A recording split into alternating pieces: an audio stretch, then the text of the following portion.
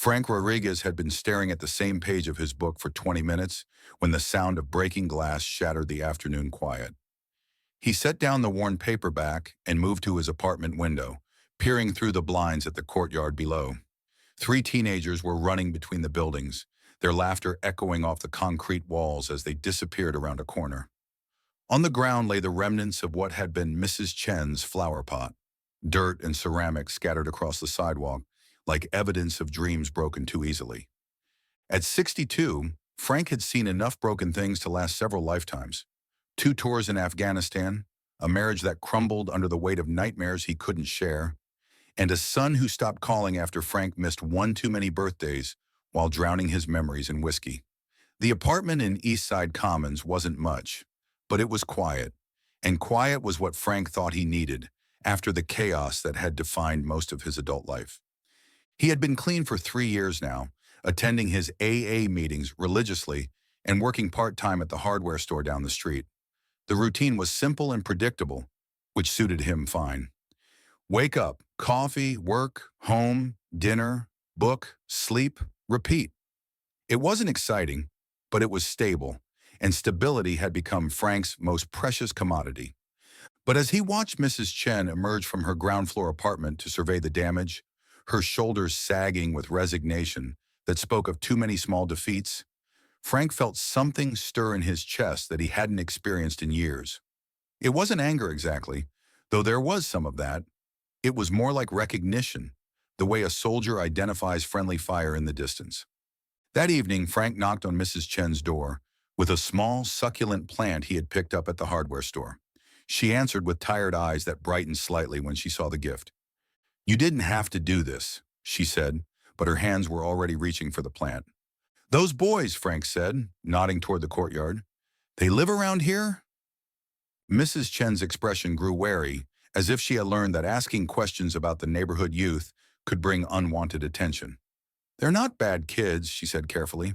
"Just lost, I think." Frank understood lost. He had been lost for years after coming home from Afghanistan, wandering through days that felt disconnected from any larger purpose.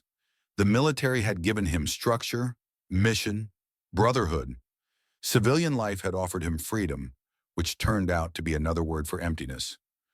Over the following weeks, Frank began paying closer attention to the rhythms of his neighborhood. He noticed the same group of boys hanging around the courtyard after school, their energy bouncing off the walls with nowhere to go. There was Malik, tall and lanky with a quick smile that disappeared when he thought no one was watching.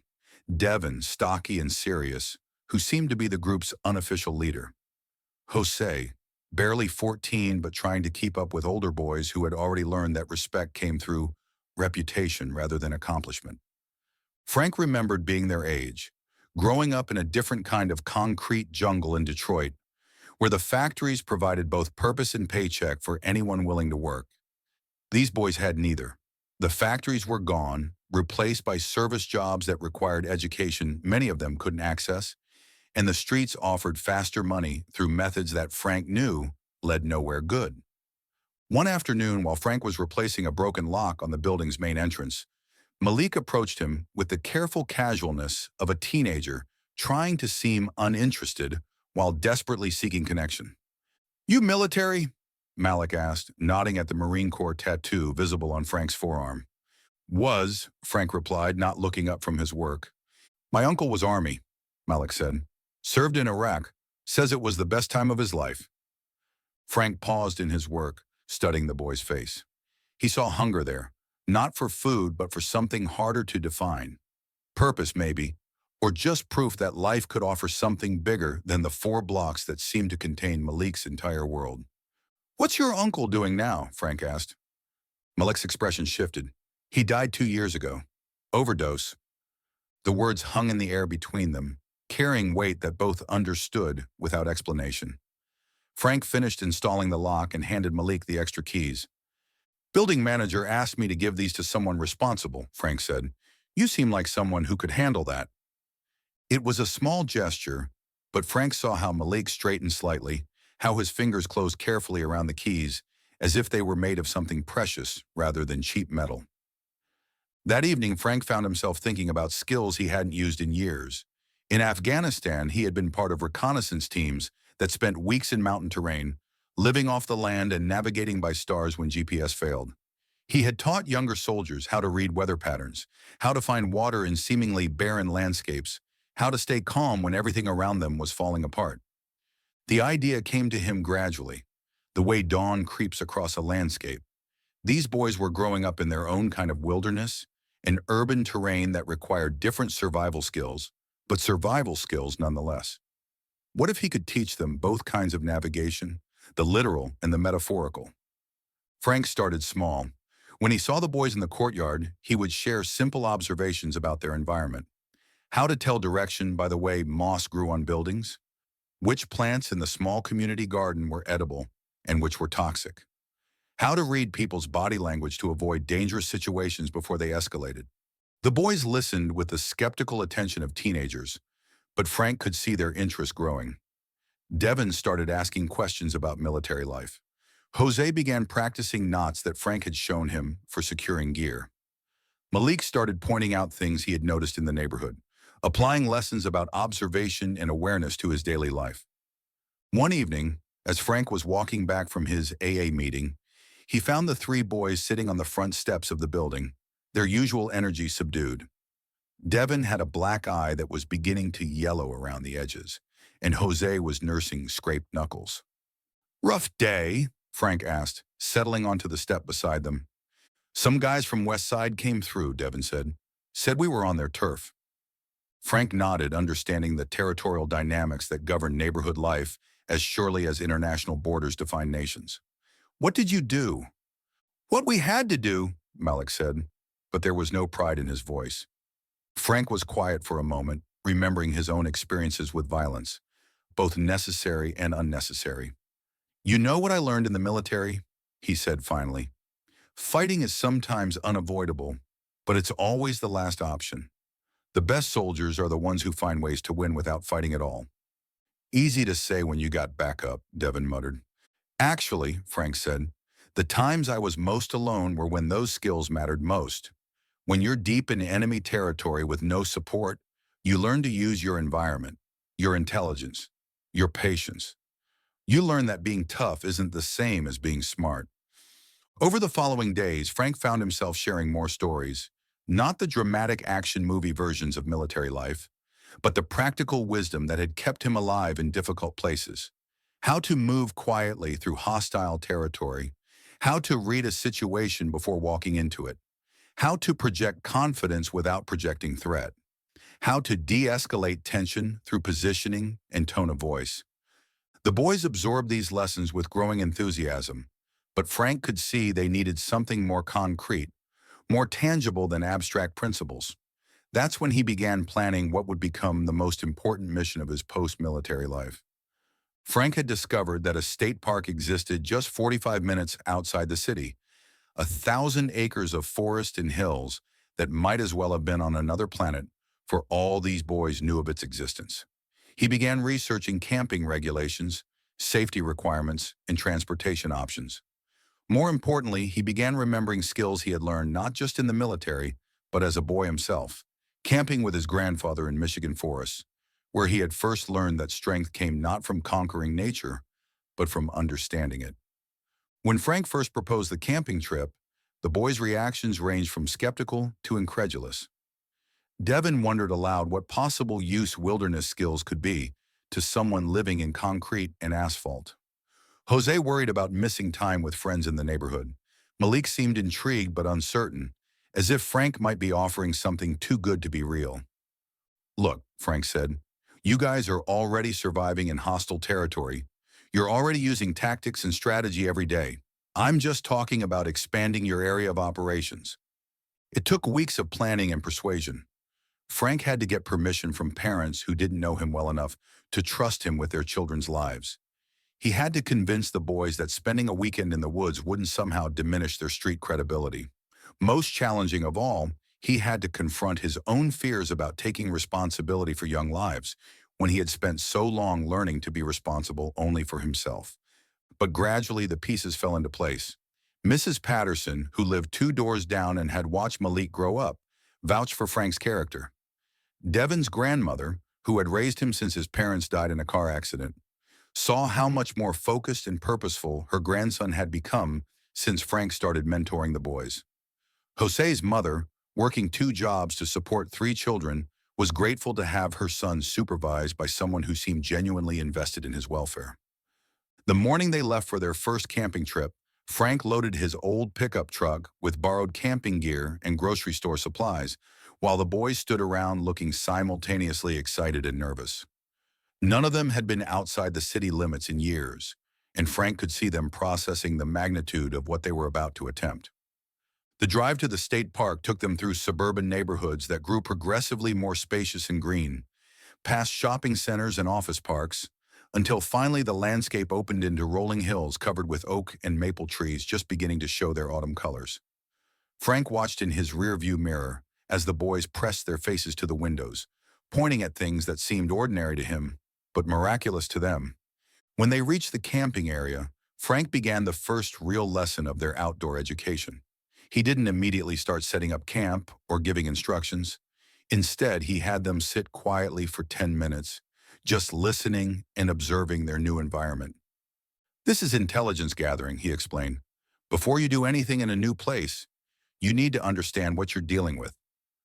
The boys heard birds they couldn't identify, felt wind moving through trees in ways that created sounds they had never experienced, saw insects and small animals that existed in ecosystems completely removed from urban life.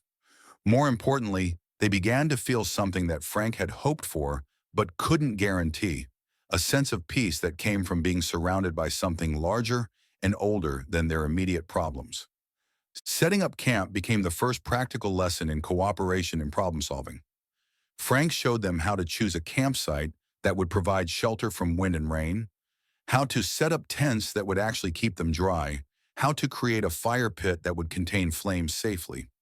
But more than teaching techniques, he was teaching them to think systematically about challenges and to work together toward common goals.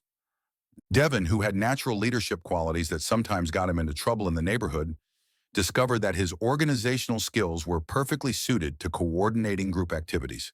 Malik, whose quick intelligence often made him impatient with slower thinkers, learned the value of patience when teaching Jose how to tie knots that could literally be the difference between safety and danger.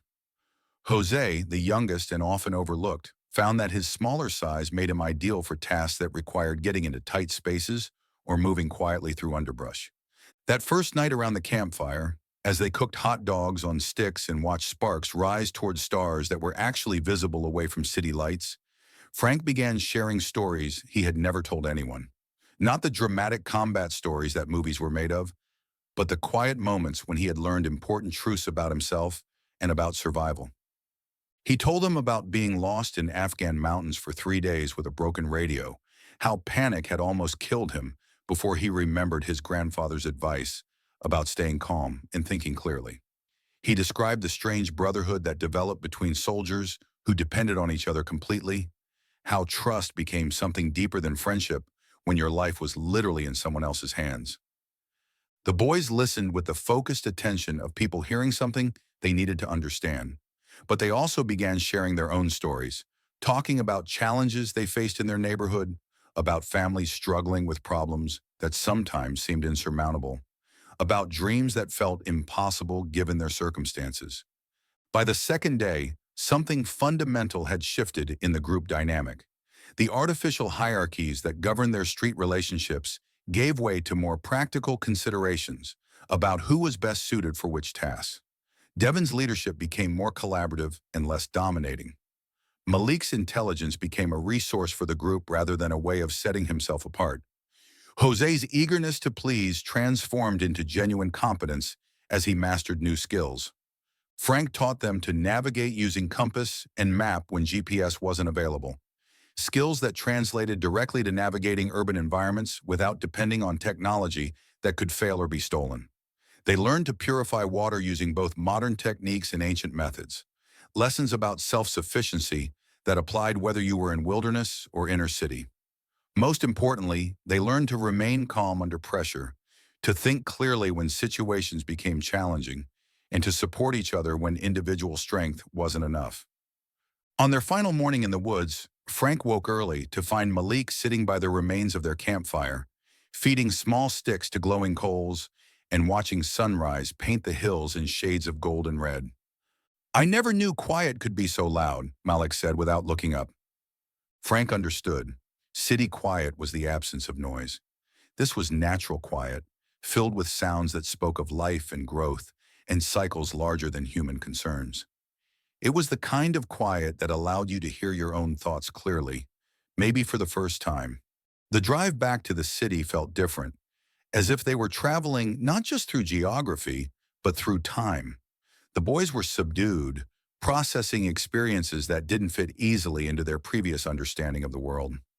Frank could see them looking at familiar streets with new eyes, applying lessons they had learned about observation and awareness to environments they thought they already knew completely. Back in East Side Commons, the changes became apparent gradually. Devin started a small garden in a corner of the courtyard, teaching other neighborhood kids about plants and soil and patience. Malik began organizing cleanup efforts, applying military-style planning to community improvement projects. Jose, who had always been followers rather than leader, started standing up to older boys who tried to pressure him into activities he knew were wrong. But the most significant change was in their relationship to conflict. The territorial dispute that had given Devin his black eye was resolved not through violence, but through negotiation, with the boys applying lessons Frank had taught them about reading situations and finding solutions that allowed everyone to maintain dignity. Frank found himself becoming an unofficial community resource, someone parents consulted when their teenagers were heading toward trouble, someone teachers called when students needed mentoring that went beyond academic instruction. The hardware store where he worked part-time became an informal gathering place where young people came to learn practical skills and to talk with an adult who listened without judgment. Word of Frank's camping program spread through networks of parents and community workers who had seen its effects on participating boys. Soon he was fielding requests from other young people who wanted to experience what Malik, Devin, and Jose had discovered in the woods. Frank realized he needed to expand beyond informal mentoring to something more systematic and sustainable. With help from the community center and a small grant from the city's Youth Development Fund, Frank established what became known as the Urban Wilderness Program. The name reflected his understanding that survival skills were survival skills, whether applied to mountain terrain or neighborhood streets. The program combined monthly camping trips with weekly meetings where participants learned practical skills that applied to both environments. Frank taught them to start fires without matches, lessons that translated to resourcefulness and self-reliance in any situation. They learned to track animals through forest, skills that helped them read human behavior and predict trouble before it found them. They studied weather patterns and natural navigation, developing the kind of observational skills that made them more aware of their urban environment and the people moving through it. But perhaps most importantly, they learned to work as a team where everyone's contribution mattered. In the wilderness, the boy who was best at finding water might be different from the one who could build the most effective shelter. Success depended on recognizing and utilizing everyone's strengths rather than establishing dominance through intimidation or violence. The program's reputation grew as participating boys demonstrated changes that went far beyond improved camping skills. Teachers reported better focus and cooperation in classroom settings. Parents saw increased responsibility and maturity at home. Police officers noted decreased involvement in neighborhood conflicts and gang activity. Frank began receiving visits from social workers, youth counselors, and even military recruiters who wanted to understand how outdoor experiences were producing such dramatic behavioral changes. But when they asked him to explain his methodology, Frank found it difficult to articulate what seemed to him like simple common sense. "You take kids who feel powerless and teach them skills that give them real power," he would say. "Not power over other people, but power over their own circumstances. When you know you can survive in the wilderness, everything else seems manageable."